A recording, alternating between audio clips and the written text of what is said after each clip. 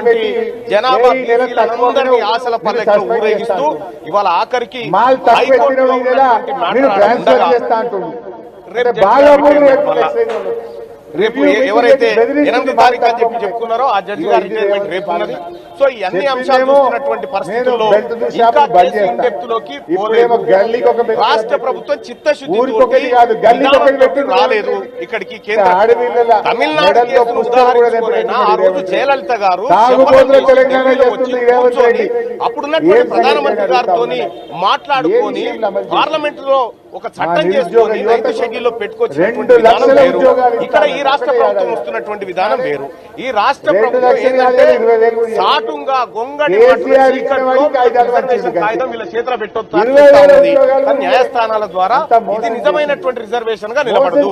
మాకు వాటాగా మాకు హక్కుగా రావాల్సినటువంటి రిజర్వేషన్ ఏదైతే ఉందో ఇది ఖచ్చితంగా రావాలి. దీన్ని అడ్డుకోవాలని పదే పదే మీరు చూస్తా ఉన్నారు. ఇన్ని రకాలుగా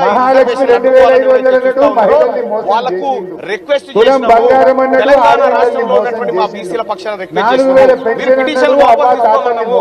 లేదు మేము పిటిషన్లు వాపస్ తీసుకోము, మేము అట్లాగే ముందుగా ముందుకు బీసీలకు 42% రిజర్వేషన్ రానియమనేటువంటి ధోరణితో పోతే మాత్రం తెలంగాణ సమాజంలో ఒక సరికొత్త ఉద్యమం అది తిరుగుబాటుగా మారుతుంది. అది ఆ తర్వాత పరిణామాలన్నింటికీ రాష్ట్ర ప్రభుత్వం బాధ్యత వహించాల్సింది. మీ రెడ్డి జాబుకి సంబంధించినటువంటి వాళ్ళే పిటిషన్ చేస్తారు. మీ ముఖ్యమంత్రి రెడ్డికి సంబంధించిన ముఖ్యమంత్రి జీవో ఇస్తాడు, రెడ్డి ప్లీడర్ గారే వాదిస్తాడు. ఇలా బీసీలను పిచ్చోళ్ళని చేసేందుకు ఇక్కడ ఇలా మమ్మల్ని మోసగించే ప్రయత్నం చేస్తా ఉన్నారు. ఈ 42% రిజర్వేషన్ బీసీలకు రాకుండా పోతే ముఖ్యమంత్రి రేవంత్ రెడ్డి గారు బేషరతుగా రాజీనామా చేయాలని చెప్పి డిమాండ్ చేస్తారు. 4 కోట్ల మంది కంట్రోల్ చేయగల శక్తి రేవంత్ రెడ్డి గారి దగ్గర ఉన్నప్పుడు ఆయన చెప్పొచ్చు కదా, అయ్యా బాబు 70 సంవత్సరాల నుంచి మనం వాళ్ళకి సంబంధించినటువంటి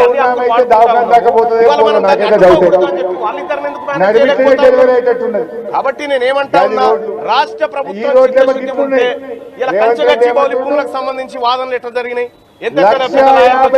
పొరపాటు జరుగుతుందేమని పోయి వాళ్ళు కూర్చుంటే న్యాయస్థానం ఏం చేసింది హైకోర్టు దాకా చెప్పడంతో ఇది హైకోర్టు సుప్రీంకోర్టు దాకా రాదన్న నమ్మకం అయితే లేదు. కాబట్టి నేను రిక్వెస్ట్ చేస్తా ఉన్నా, రెడ్డి మిత్రులకు రిక్వెస్ట్ చేస్తా ఉన్నా, మా కడుపు కొట్టకండి, మా పుట్ట మీద కొట్టకండి, దయచేసి మీరు పిటిషన్ వాపస్ తీసుకోమని విచారించలేదు విచారించగలుగుతారంటే ఇది ఇక్కడ గవర్నమెంట్ విజయమో ఇంకోటి విజయమో సక్సెస్ దానికి పైసలు ఏడుకేలు వచ్చినాయి, ఇది మాత్రమే జరిగింది. రోడ్డు ముక్కలు ముక్కలు అయిపోయింది, మోచేతిలోకి గుంటలు పడ్డాయి, ఇంకా డాంబర్ ఇందిరా సహాని అన్ని కేసులు 5,000 కోట్లతోని ఇల్లు లేని కాడ, ఊరు లేని కాడ, వాడ లేని కాడ ఆడ కొబ్బరికాయ ఉంటే ఈ రాష్ట్రం తెలంగాణ రాష్ట్ర ముఖ్యమంత్రి గారు చాలా ఇబ్బంది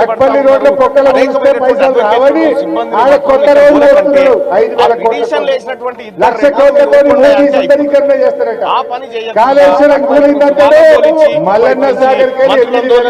తెలంగాణ రాష్ట్రంలో ఉన్నటువంటి ఆశల పల్లెకిలో ఊరేగిస్తూ మల్లన్న సాగర్ కాళేశ్వరంలో భాగం కాదా? మల్లన్న సాగర్ కేసీఆర్ చెమట చుక్కల్లో భాగంగా పెట్టింది కాదా? ఎవడు కట్టింది మల్లన్న సాగర్? అయ్య కట్టిందా? పరిస్థితుల్లో మరి కాళేశ్వరం కూలిందంటే మల్లన్న సాగర్కి హైదరాబాద్ రాలేదు. ఇక్కడికి ప్రజలు ఎప్పుడు తమిళనాడు కేసును ఉదాహరించుకుని ఆ రోజు జయలలిత గారు శపథం చేసి ఢిల్లీలో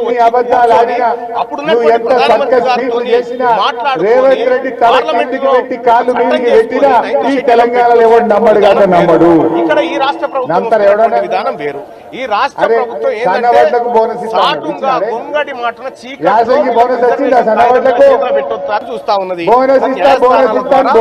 నిజమైనటువంటి రిజర్వేషన్ గా రావాల్సిన ఖచ్చితంగా రావాలి. దీన్ని అడ్డుకోవాలని పదే పదే ఇక్కడ సుప్రీంకోర్టు కేసేసినారు. ఇన్ని రకాలుగా రిజర్వేషన్ అడ్డుకోవాలని ఎవరైతే చూస్తా ఉన్నారో వాళ్ళకు రిక్వెస్ట్ చేసినాము. తెలంగాణ రాష్ట్రంలో ఉన్నటువంటి మా సగం బీసీల కూడా పక్షాన కాదు. రిక్వెస్ట్ చేసినాము. 47% మీరు పిటిషన్ వాపస్ మందికి తీసుకోమన్నాము. రుణమాఫీ అయింది. లేదు మేము పిటిషన్ 53% మందికి మేము అట్లాగే రుణమాఫీ మొండిగా చేయలేదు ముందుకు పోతాం. బీసీలకు 42% కేసీఆర్ గారు రిజర్వేషన్ రానియమనేటువంటి 33,000 ధోరణితో కోట్ల పోతే మాత్రం రుణమాఫీ చేస్తే తెలంగాణ సమాజంలో రేవంత్ రెడ్డి ఒక చేసిన సరికొత్త రుణమాఫీ ఉద్యమం పుడుతుంది. కేవలం అది తిరుగుబాటుగా 19,000 మారుతుంది. కోట్లు అది ఆ మాత్రమే. తర్వాత పరిణామాలన్నింటినీ సగమే రాష్ట్ర చేసిండు. ప్రభుత్వమే బాధ్యత చాలా మంది వహించాల్సి రైతులకు ఉంటుంది. రుణమాఫీ మీ కాలేదు. రెడ్డి జాగృతికి సంబంధించినటువంటి పాపం వాళ్ళే ఆశతో పిటిషన్లు వేస్తారు. మీ రుణమాఫీ ముఖ్యమంత్రి రెడ్డికి కాని రైతు సంబంధించిన ముఖ్యమంత్రి సోదరులారా, జీవో ఇస్తాడు. రేపు రెడ్డి ఎవడన్నా గారే కాంగ్రెస్ వాదిస్తాడు. వచ్చి ఇలా ఓటు అడిగితే బీసీలను పిచ్చోళ్ళని చేస్తారు. గల్ల పట్టుకొని అడుగుతుంది రుణమాఫీ చేసినాకనే ఓటు అడగాలి. గట్టిగా నిలదీయాలి కాంగ్రెస్ పార్టీ నాయకులు. ఈ 42 ఎక్కడ శాతం తోరణ రిజర్వేషన్ రుణమాఫీ కాలే, బీసీలకు రాకుండా అది మిత్తితో పోతే గట్టిగానే ముఖ్యమంత్రి రావాలని మా రేవంత్ రెడ్డి గల్లీలకు మా గారు ఊళ్ళకి బేషరతుగా రాజీనామా చేయాలని చెప్పి డిమాండ్ ఏం మాట్లాడతారు కాంగ్రెస్ వాళ్ళు?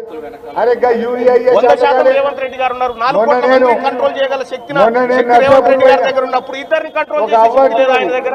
సారు ఆయన ఇదే చెప్పొచ్చు కాంగ్రెస్ కదా, సర్కారు అయ్యా బాబు 70 సంవత్సరాల నుంచి చక్కెరైన మనం వాళ్ళకి చేపలు సంబంధించినటువంటి దొరుకుతుంది కానీ అన్ని వాడుకుంటా యూరియా ఉన్నాం. బస్తా చేప ఇవాళ మనం ఇప్పుడు దాన్ని దొరకలేదు సార్ ఈ అడ్డుకోకూడదు. కాంగ్రెస్ వాళ్ళిద్దరిని ఎందుకు మేనేజ్ చేయలేకపోతా ఉన్నాం? పక్కింటికి పోయి చేప అడిగితే కాబట్టి చక్కెర నేను ఏమంటా ఉన్నా, పెట్టుకుంటారు కానీ రాష్ట్ర ఒక ప్రభుత్వం యూరియా బస్తా చిత్తశుద్ధి ఉంటే పెట్టుకుంటారు అంటున్నారు. ఇలా కంచగచ్చి బౌలి అంటే భూములకు అంత సంబంధించి దుర్మార్గంగా వాదనలు ఎట్లా జరిగినాయి?